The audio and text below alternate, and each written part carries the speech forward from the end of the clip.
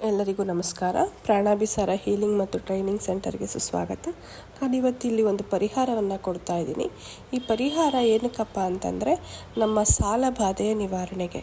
ಸಾಕಷ್ಟು ಸಾಲ ಆಗಿದೆ, ಏನೇ ಕಷ್ಟಪಟ್ಟು ದುಡಿದ್ರೂ ಸಾಲ ತೀರ್ಸೋಕ್ಕಾಗ್ತಿಲ್ಲ, ಎಷ್ಟೇ ಪ್ರಯತ್ನ ಪಟ್ಟರೂ ಸಾಲ ತೀರ್ತಾ ಇಲ್ಲ, ನಾವು ಸಾಲ ತೀರ್ಸೋಕ್ಕೆ ಅಂತ ದುಡ್ಡು ಸೇರಿಸಿಟ್ರು ಅದು ಬೇರೆ ಎಲ್ಲೋ ಖರ್ಚಾಗ್ತಾ ಇದೆ, ನಮ್ಗೆ ಆಗ್ತಾನೇ ಇಲ್ಲ ಅನ್ನೋರು ಈ ಒಂದು ಪರಿಹಾರವನ್ನು ಸತತವಾಗಿ 18 ಶನಿವಾರಗಳ ಕಾಲ ಮಾಡೋದ್ರಿಂದ ಆದಷ್ಟು ಬೇಗ ಸಾಲದ ಒಂದು ಹೊರೆಯಿಂದ ಆಚೆ ಬರ್ಬೋದು ಅಂತ ಹೇಳ್ತೀವಿ.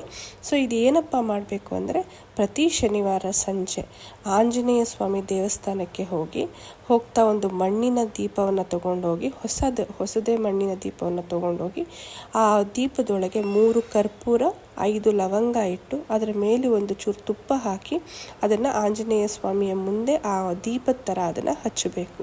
ಅದು ಉರಿದ ಆದಮೇಲೆ ಅದರಲ್ಲಿ ಏನು ಆ ಕಪ್ಪುದು ಮಸಿ ಥರ ಬರುತ್ತಲ್ಲ ಅದನ್ನು ತೆಗೆದು ನಾವು ಹಣೆಗೆ ತಿಲಕದ ಥರ ಇಟ್ಕೋಬೇಕು.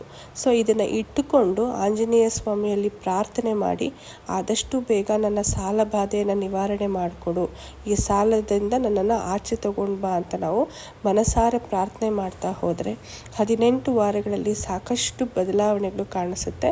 ನಮಗೆ ಒಂದು ದಾರಿ ಸಿಗ್ತಾ ಹೋಗುತ್ತೆ, ಸಾಲವನ್ನು ತೀರಿಸೋದಕ್ಕೆ ನಮಗೆ ಒಂದು ಹೊಸ ಮಾರ್ಗ ನಮಗೆ ಸಿಗುತ್ತೆ ಅಂತ ಹೇಳ್ಬೋದು.